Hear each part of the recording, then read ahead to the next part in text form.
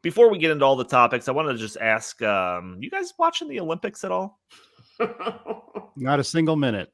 Are No? the Olympics No. on? I didn't even know. Chris? I canceled my sports stuff, my subscriptions to cable and everything else like years ago. Chris, you watching any?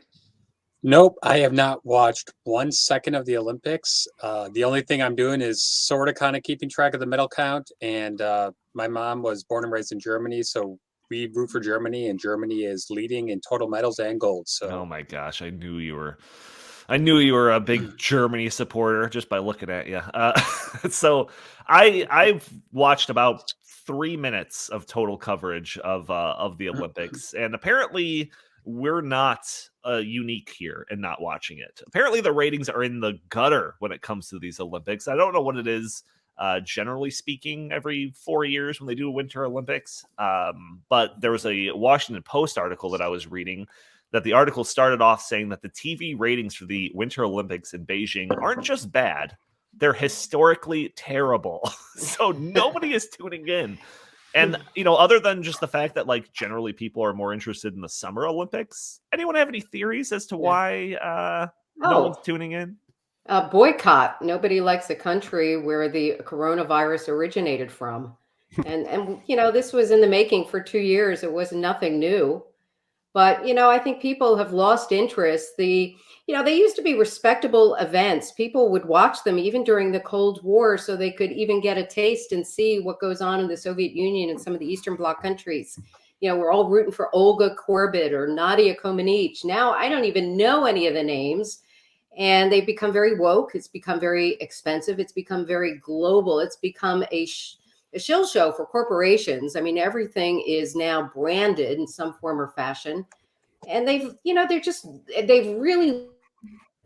were really to highlight high performance in sports and athletics. And they're no longer really about that. Yeah, I'd be kind of interested to find like a chart that shows like the viewership over a period of time or something. But I mean, you brought up the boycott. That was another thing that I wanted to kind of get all of your opinions on. A couple of months ago, the Biden administration announced a diplomatic boycott of the Winter Olympics. Obviously our athletes are still going over there competing, but there was no delegation of bureaucrats or anything, shaking hands or anything like that. They all got to stay home. In a statement to the press Secretary Jen Psaki cited the, quote, ongoing genocide as justification for the boycott. And I thought that was actually, when I was like looking up the stuff for this episode, I thought like, wow, that's like pretty strongly worded against China. I mean, they could have used softer wording. They could have been like, well, there's some human rights abuses or something like that. But no, she said ongoing genocide. Seems like pretty strong words from the administration. What do you think, Jim?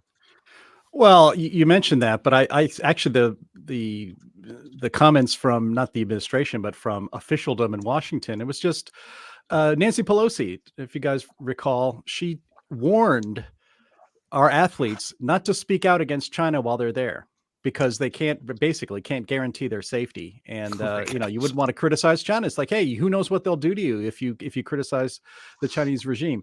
This is one of the reasons I'm not boycotting the Olympics because of, politics or because I don't like China or I think they deserve a boycott, although that's all kind of a bonus. I'm just not interested in it anymore. It seems like, politics and everything, the culture is just in such, I don't know, like churning and disarray. Everything, there seems to be nothing to unite people anymore. I just frankly don't want to see anti-American messaging from our own athletes in China, which is probably a lot more likely than any Americans criticizing China while they're in at the Beijing Olympics. And there's actually 2 athletes at least who are American born of Chinese descent, who are not competing for the United States, their country of birth and the freest place on earth, but for China. They are carrying China's flag. What? As an athlete. Yes, there's a figure skater and there's also a freestyle skier who I think just won gold or won some sort of medal. So it's not like I'm not paying attention to the Olympics. I'm just not watching it, but I'll see clips and I'll see news about it. But yeah, 2 Americans have decided to compete for China instead of competing for their own country. Do you know if they said why? I didn't look into why. I don't care why. If you're an American, you should represent the United States of America. And if you're going to choose any country to represent instead of your own, based on, your ethnic or your family's history, pick a free country like Ireland, I don't know, Jamaica, be on the Jamaica bobsled team or something like that. Don't represent China, for crying out loud. They have slave labor. They have concentration camps filled with thousands and thousands of Uyghurs that are making the iPhones and Nike shoes that you wear. It's disgusting. So I think part news about that kind of stuff kind of leaks out. You didn't hear it, Donnie, but other people do. That just makes me not want to watch the Olympics. I don't want to reward NBC, which I hate, and I don't want to reward this whole contest. This should never have been sent to China. This is their second Olympics in the last 14 years. If you've seen the photographs of the venues, it's like, I think the ski jumping venues in front of an industrial plant. Right. I mean, and then the only thing with snow on it is where their skis or their snowboards will happen to be touching. Everything else is brown and disgusting. Beijing is known for smog, not snow. Yet they get the Winter Olympics, and that's because the International Olympics Committee is a complete. I mean, if you think the UN is corrupt, the IOC makes that look like amateur stuff. So I have no interest in participating in any of this and rewarding it in any certain way, even if Americans win. Smog meets smug in the 2022 Olympics. Yeah. I mean, 14 years ago, I remember the Olympics. I was so impressed. I mean, it was so beautifully choreographed, everything. And it really was to showcase to the world China's prowess. And I think people, it's been 14 years, and look at how much has happened in 14 years. People have just lost all complete respect.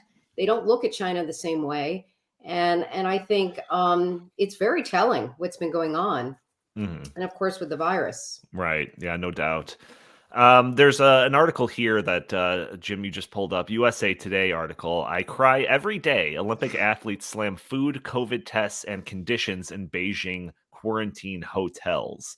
So in it, a bunch of athletes are quoted talking about that, if you're tested positive, you have to go to these specific quarantine hotels or camps, I don't know, where you have to suffer through isolation, small living quarters, terrible food, no access to training equipment, to a point where it's like driving these people like insane, like psychological problems. This is causing. In one part of the story, they were talking about an athlete who was going to travel, to compete in these Olympics. He had COVID. This is like a month before, he was going to travel.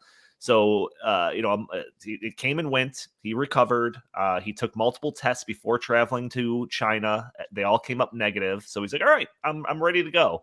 He gets there, and apparently in China, they're using more sensitive tests or something like that. So when he landed, he tested positive and had to go live in one of these Chinese quarantine camps until further notice. So it's just like, these athletes are waiting their entire lives sometimes to compete in the Olympics, which for many is a once in a lifetime opportunity because these things are 4 years apart. So you're in your athletic prime for a fairly short window when you're talking about Olympic level competition. So now they're there, yourself, and Johnny.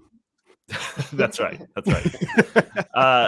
Now they're just wanting to come home, and it's like this is crazy. And I haven't watched any coverage of the Olympics, but I imagine that like the COVID talk has been happening throughout the coverage, whether it's seeing people with masks or highlighting how safe people are. And I just wonder if like this is the third year into this COVID we're starting, and people are just sick of this. They don't even want to like, tune in because it's so inundated with all this COVID rhetoric stuff. Well, and Donnie, go ahead, Emery. Sorry. Well, I mean, look at that food. I think we serve better food in prisons here in the U.S. Right. I really question where these tests have come, and it just goes to show again, once again, this virus has been so politicized. Where are they using rapid tests? Who designs the tests? Who gives the tests? The rapid tests are just kind of a screen. They have a 50% false positive or negative rate. If you do get a positive, you're supposed to do more testing. Testing in science and health has always been used to manage disease, but now we're using it as sort of a cancellation tool. Everyone's using these tests to allow you in or out, and that's not the purpose of health testing, medical testing. Right. Chris, you were going to say something? Yeah, I think another reason why people are not tuning into the Olympics this year is there are no fans allowed. So Oh, it's actually just really boring without Yeah. fans. I mean, right. the NFL didn't have fans 2 years ago, and viewership was down. It's not the same. Sports, you need a crowd, you need that enthusiasm. And one other thing, Jim mentioned the IOC. The IOC, I wrote a bit about this about a month ago. IOC's mission states that it is all about human rights and it is all about uh,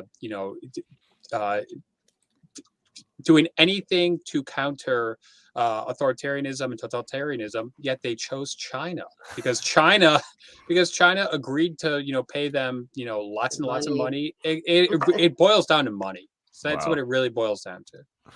Yeah, well, Jim, you mentioned the one thing where it's like the big air ski jump, and they show it, and it looks like nice and crisp and everything. But then if you like pan out, you see that it's like in the middle of like a parking lot in an industrial center, and I feel like that's just kind of like par for the course. I mean, isn't the Olympics set to be hosted in like LA and in some point in the Yeah. next few years? Surely they're not going to like highlight the feces on the ground, around the city or something like that. So There was one I think it was uh, a European news reporter was showing Beijing, and the communist Chinese police actually stopped the interview taking place yeah.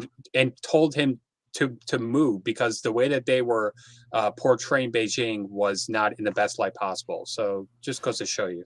Yeah, Justin and I actually recorded a video on our Stopping Socialism TV channel where we talk kind of in depth about all the Olympic stuff going on, and we cover a report that was released after the 2008 Olympics that was highlighting all of the media censorship and all of the things that the government did to make sure that only a very rosy picture of the country was presented for all those people tuning into the Olympics. So if you're interested in that, we won't get into it here, but if you're interested in that, go to Stopping Socialism TV YouTube channel. You'll find the video.